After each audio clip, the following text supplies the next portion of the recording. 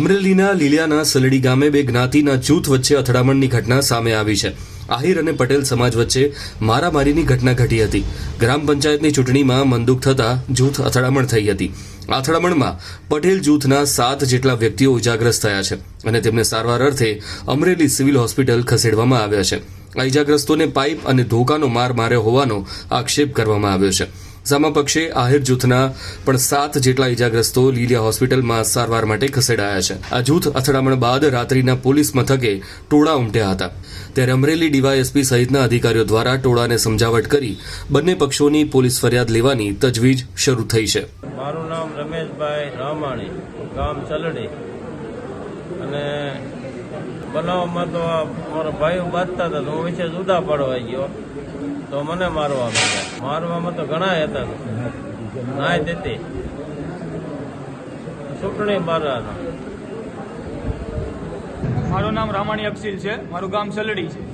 અમે લોકો, હું અને મારો ભાઈ અને મારા કાકા, અમે ત્રણેય લોકો બસ સ્ટેન્ડ ઉપર બેસવા જતા હતા, ફરવા જતા હતા. તો આહિર સમાજના 10-15 જણા આવીને અમારી માથે જાનલેવા હુમલો કરેલ છે.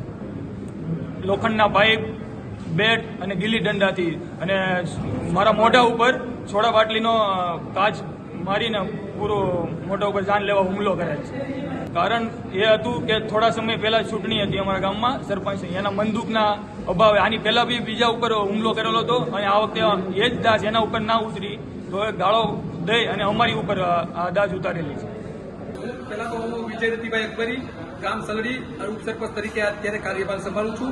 અને આજની તારીખે 9 વાગ્યા આસપાસ આજે સલડી ગામમાં અમે બેઠા હતા શિવ મંદિર પાસે.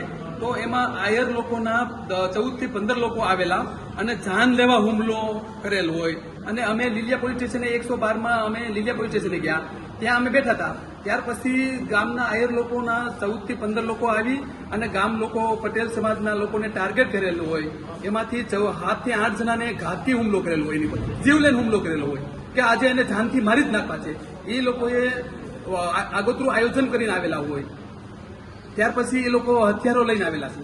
તો આગળની જે ચૂંટણી 3 મહિના પહેલા છે, એ લોકો હારી જાય ઇલેક્શન, એને અનુસંધાને એ લોકોનો રાગ દેશ અત્યારે આજની તારીખમાં છે.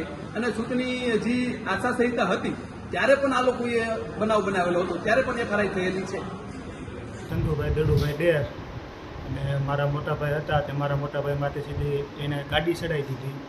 પછી મારા મોટાભાઈ પગમાં ઈજા થઈ અને પછી જે લોકો મારા છોકરાઓ બેઠા હતા અને એની માથે ટોળાએ આખો હુમલો કર્યો. ત્યાં બસ સ્ટેન્ડે છોકરાઓ ત્યાં બસ સ્ટેન્ડે બેઠા હતા અને ત્યાંથી આખા ટોળવાના હરે કૃષ્ણ આઈસ્ક્રીમ પાસેથી આવી અને હથિયાર સાથે પાઇપ સાથે એ લોકોએ હુમલો કર્યો અને અમારા ભત્રીજાને એકને આમ ગળા ટીપે દબાવવાની અને એનો સોનાનો ચેન છે એ જપ્ત કરી લીધો છે. જગદીશભાઈ દડુભાઈ ડેર. પછી હું બેઠો હતો, મારી માથે ગાડી ચડાવી. પછી અમે અહીંયા લીલી આવ્યા હતા ફરિયાદ કરવા. ત્યાં પછી અમારા છોકરાઓને માથે ટોળાએ હુમલો કર્યો, ગલે બેઠા હતા ત્યાં.